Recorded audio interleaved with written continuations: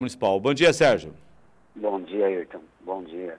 Importante sua explicação, Ayrton, também porque o Covid é uma doença sazonal, né? Ele tem um curto período de duração, enquanto que comparar com o paciente HIV é um paciente que a partir que adquire a doença, ele vai perpetuar com essa doença até o final da vida dele, né? Então, não tem como comparar mesmo, né? Enquanto que o Covid a gente tem um pico de doença de no máximo 15 dias, né? Pode ficar internado um pouco mais. O mundo, né, Sérgio? Isso é a tua área também, né? O mundo tem o chamado 90/90/90, né? Então, 90% dos que têm precisam saber, 90% dos que têm sabem tem que fazer tratamento e 90% dos que têm sabem estão em tratamento eles atingem uma redução da carga viral, a carga viral suprimida, né? Então, você tem todo um processo, mas desde a década de 80. Aí, quando as pessoas começam a tratar, assim, friamente esses números, a considerar, sem nenhuma avaliação criteriosa da forma como eles são apresentados, vai gerando, em parte da população, infelizmente, um pensamento muito perigoso. Eu digo sempre, nós não estamos aqui para provocar o terror em ninguém. Mas nós temos que alertar as pessoas que medo e terror são coisas diferentes. O medo alerta aquele meu instinto de sobrevivência, né? Eu me oponho ao risco, eu tenho muito cuidado, o pavor me congela, me faz paralisar. Então nós não podemos ficar apavorados, mas também não podemos deixar medo em razão da situação que nós estamos enfrentando agora. E é o que infelizmente, que eu vejo por aí. Eu vejo algumas pessoas completamente negacionistas. Isso sabe, é um absurdo. É um absurdo isso. E nós, principalmente que estamos num veículo de comunicação, nós temos que ter a responsabilidade, não de impor pavor na população, mas de alertar a população, ainda que isso provoque um certo tipo de medo, que, aliás, é salutar para todo ser humano. Imagina se nós fôssemos desprovidos de todo medo, Sérgio, quanta besteira a gente ia fazer, né? Bom, vamos lá então, Sérgio. Qual que é a situação do Hospital Municipal hoje? Bom, então a gente tem percebido, né, que cada vez mais tem aumentado a procura pelo atendimento. Ontem nós tivemos fila na triagem, nós tivemos um pouco de fila na coleta, uma situação que a gente não vivia desde julho, né, quando nós chegamos naquele pico da doença naquele momento. Então, isso nos preocupa, né, porque isso acaba até... A gente consegue oferecer uma qualidade assistencial, as pessoas têm que ter um tempo mais de paciência para a espera. Isso são sinais que vai demonstrando que daqui para frente a situação pode se complicar bastante. Sérgio, nós tivemos aí um feriado do Dia das Crianças, o feriado de Nossa Senhora Aparecida, no dia 12. Tivemos a abertura da ponte no dia 15.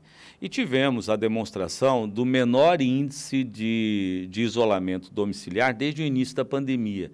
Girou ali em torno de 35%. São esses fatores que resultaram aí nessa situação que estamos vivendo hoje? Sim, Ayrton, são 3 grandes fatores, né?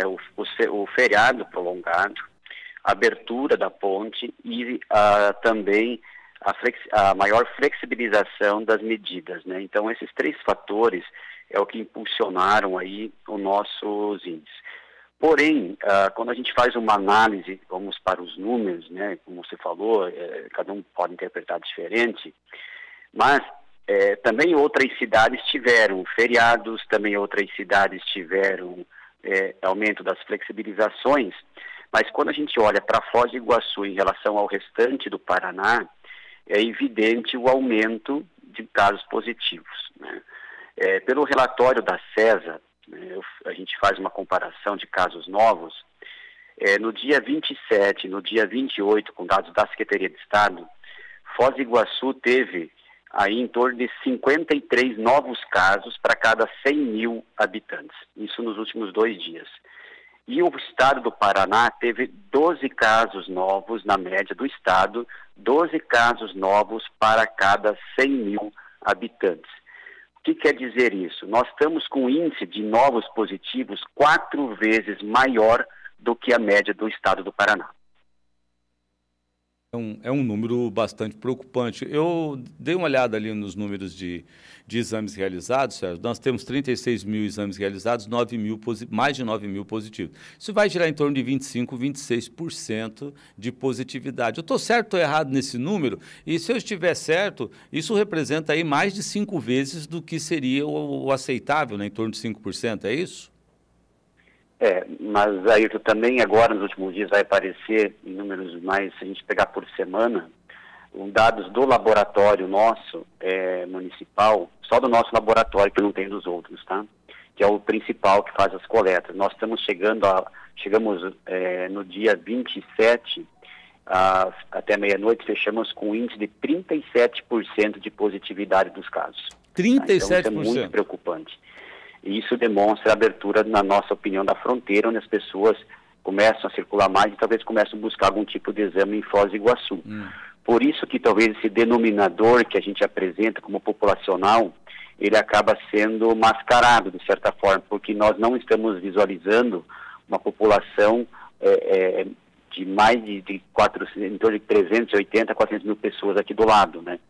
E em torno de 80, 90 mil brasileiros. Então, essa população, se de alguma forma eles estariam buscando os exames, esse denominador para chegar a esse cálculo acaba mudando, né? E fica mascarado mesmo, como você disse, né? Porque o cálculo populacional, você não tem efetivamente conhecimento sobre ele, né? Até em razão das nossas fronteiras aí, né?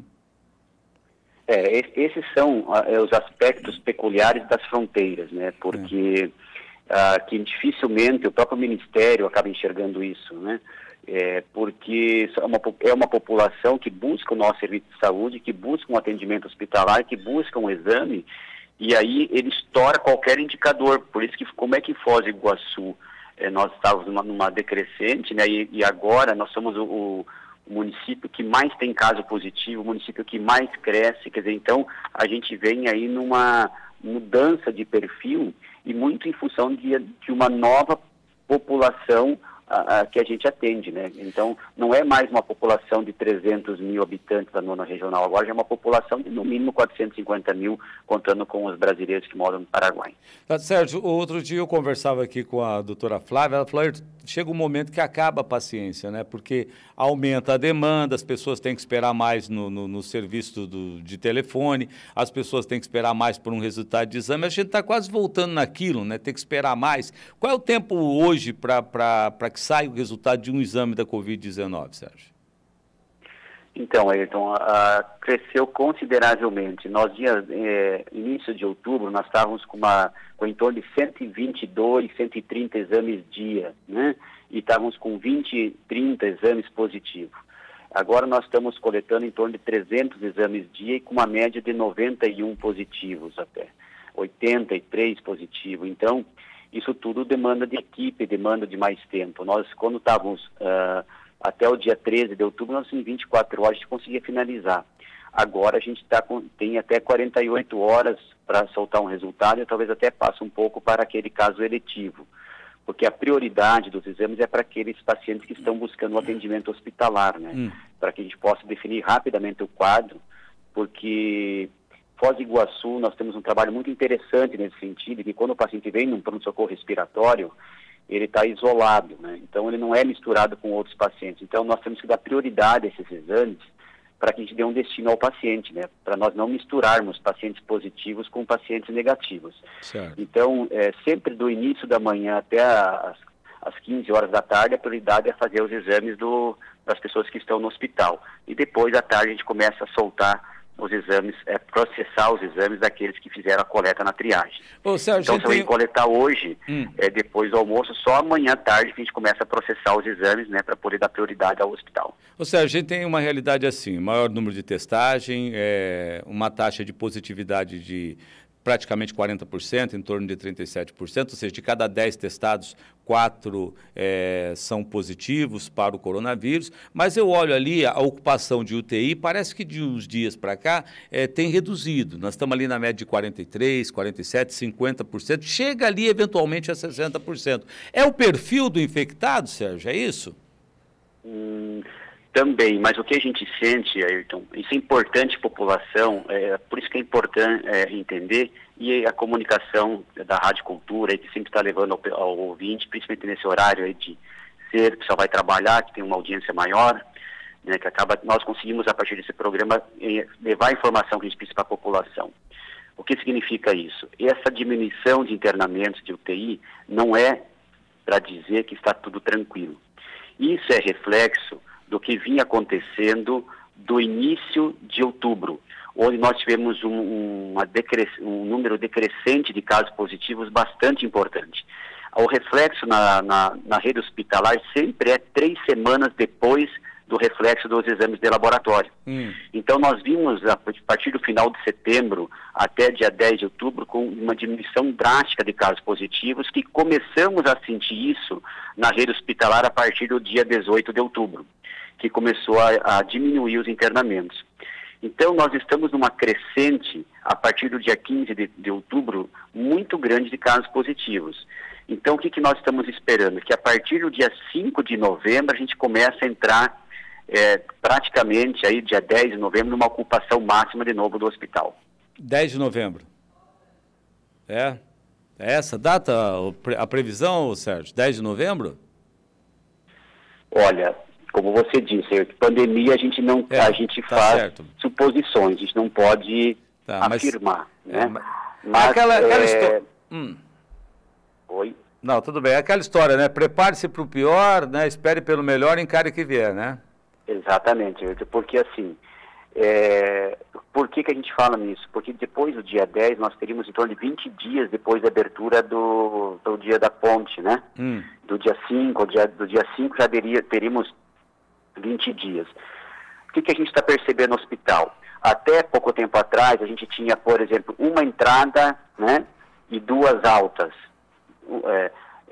Hoje já está invertendo, nós temos 2 entradas e apenas uma alta. Então nós estamos internando mais gente do que dando alta a cada dia. Então por isso que daqui a pouco a gente tende a começar a ter uma ocupação maior do hospital. Ok, então Sérgio, obrigado pela sua atenção com a cultura, tá? Um bom dia a você e bom trabalho à equipe. Valeu, obrigado. Conversei aqui com o Sérgio Fabris, do Hospital Municipal de Foz. Olha, os números são interessantes e eu insisto aqui. Não podemos trabalhar com a frieza dos números, abertura e fechamento de mês, como se fizéssemos aí um cálculo de estoque de mercadorias, entrou, saiu. Nós temos que olhar a evolução do problema, o tamanho do problema que nós estamos enfrentando.